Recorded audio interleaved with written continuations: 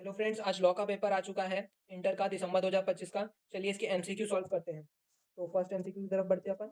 First MCQ क्या बोलता है? Which article of the constitution of India mention about the rights of minorities to establish and administer educational institution. तो ये rights दिए गए हैं आर्टिकल 13 में, अगर आप बुक पढ़ेंगे तो आपको मिल जाएगा ये। तो फर्स्ट का बी है।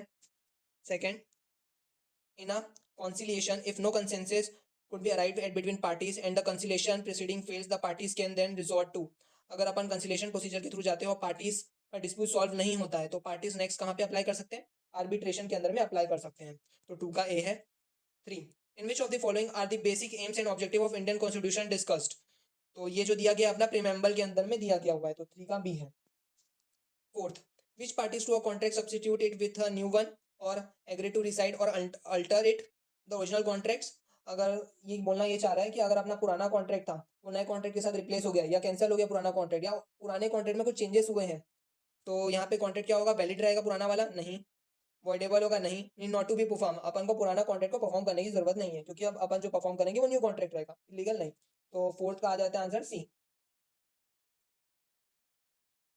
फिर देखते हैं, a guarantee is a tripartite agreement with contemplates. तो एग्रीमेंट के टाइम में कितनी पार्टीज इंवॉल्व रहती थी? Principal, debtors, creditors and surety involve रहता था।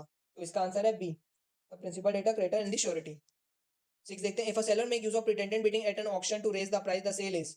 अगर सेलर प्रिटेंडेड बिडिंग करता है अपने गुड्स की प्राइस को बढ़ाने के लिए, तो यहाँ पे जो है कॉन्ट्रैक्ट हो जाए वॉइडेबल हो जाता है किसके ऑप्शन में? बायर के ऑप्शन में, क्योंकि उसके साथ क्या हुआ है? धोखा हुआ एक तरह से। तो सिक्स का ए।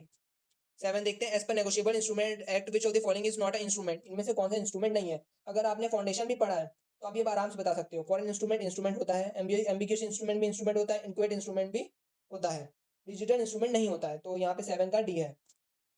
एट का देखते हैं, which type of partnership automatically dissolve after achieving a specific objective. ये बोलना क्या चाह रहा है? अगर कोई भी एक ऑब्जेक्टिव अचीव हो जाता है तो पार्टनरशिप अपने आप ही डिसॉल्व हो जाता है। तो ये कब होता था? पर्टिकुलर पार्टनरशिप के केस में, जहाँ पे अगर आपने अपना जो टारगेट था या ऑब्जेक्टिव था फुलफिल कर लिया तो पार्टनरशिप अपने आप डिसॉल्व हो जाता था। तो यहाँ पे एट का हो जाएगा बी। नाइन देखते हैं, as per section 30 of LLP act, when is the liability of LLP and its partner consider unlimited. कब एलएलपी पार्टनर की लायबिलिटी अनलिमिटेड हो जाती है? जब वो एनुअल रिटर्न फाइल नहीं कर पाता है? नहीं। पार्टनर एक्ट नेग्लिजिबल ध्यान नहीं दे पाता है, एलएलपी इनका लॉस करता है मार्केट फ्लक्चुएशन के कारण में, या तो नेक्स्ट करिए, when any act is committed with intent to defraud creditors. तो इसमें आंसर जो है डी सही है, क्योंकि पार्टनर्स की लायबिलिटी कब अनलिमिटेड हो जाती है? जब वो धोखा देने की कोशिश करता है क्रेडिटर्स को। तो 10 देखते हैं अपन, within how many days a LLP must a designated partner with a vacancy arises। Designated partner की जो वैकेंसी होती है, जो खाली हो जाती है उसकी पोजीशंस, उसकी वैकेंसी कब तक फुलफिल करनी पड़ती है? 30 दिन के अंदर में, 30 डेज के अंदर। अगर आपने बुक पढ़ा है तो आपको पता है इसके बारे में। Which of the following amounts to safety measures. तो यहाँ पे आर्टिकल ह्यूमिडिफिकेशन जो है वो हेल्थ मेजर का पार्ट है, वेंटिलेशन हेल्थ मेजर का है, fencing of factory safety measures का है, first aid appliances welfare measure का है। तो इसका आ जाता है आंसर सी। नेक्स्ट आ जाता है 12 पे। यहाँ पे अपन को क्या बोला? As per section 63 of company 2013 which of the following can not be used to issue bonus shares. अगर अपन को बोनस शेयर इशू करने तो अपन को इनमें से क्या यूज नहीं करना है? रिजर्व यूज करते हैं अपन, सिक्योरिटी प्रीमियम रिजर्व यूज करते हैं, कैपिटल रिडम्पशन रिजर्व भी यूज करते हैं अपन। क्या यूज नहीं करते? रिवैल्यूएशन रिजर्व नहीं करते अपन use. What is the maximum number of director company can have without passing a special resolution.